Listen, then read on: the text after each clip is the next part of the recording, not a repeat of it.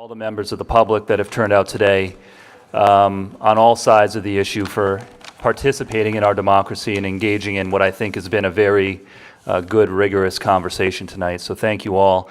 And if you indulge me, I'm going to keep my comments very brief, but I do have a guest with me that I'd like to introduce if Sure. you would indulge me. Thank you.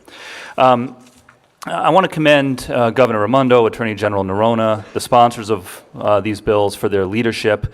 I'm here to support several bills related to common sense gun control because I do believe that in a safe society and in a fair society there is room for common sense regulation.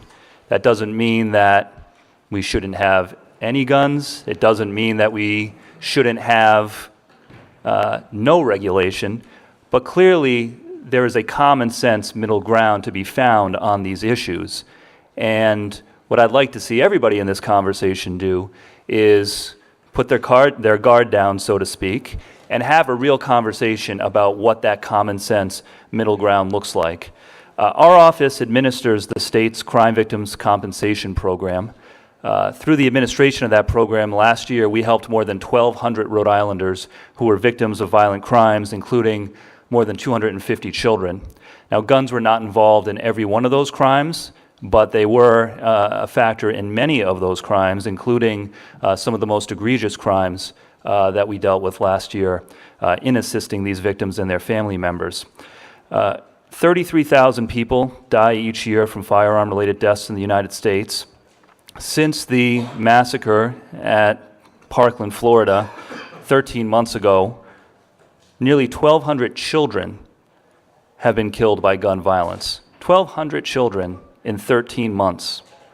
Clearly, there is room for common sense gun reform in this state and in this country.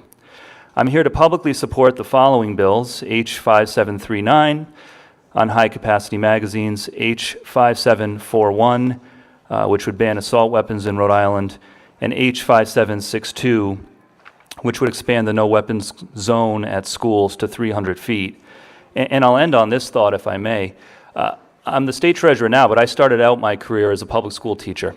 I grew up in Rhode Island. I was born and raised here, went to college here, and at 22 years old, when I got out of college, I was ready to go live somewhere totally different. So I moved to rural Louisiana, and I got a job teaching elementary school. Now, Louisiana, if any of you have ever been, their motto that is on all the license plates is Sportsman's Paradise. This is clearly a state that values the Second Amendment and values gun ownership and sportsmanship.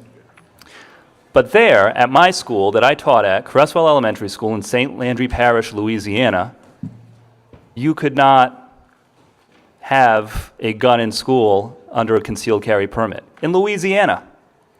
But we allow it here in Rhode Island. We're one of only a handful of states that does. And I can tell you, as a former teacher, the school environment is one where everybody, students, parents, teachers, need to feel safe, need to feel protected, free from fear.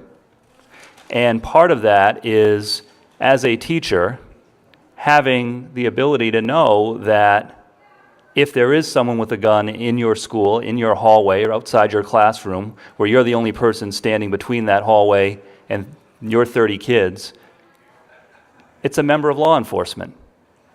It's a trained member of law enforcement. So to me, this is common sense legislation, and I hope that this is the beginning of a real conversation on what that common sense middle ground looks like.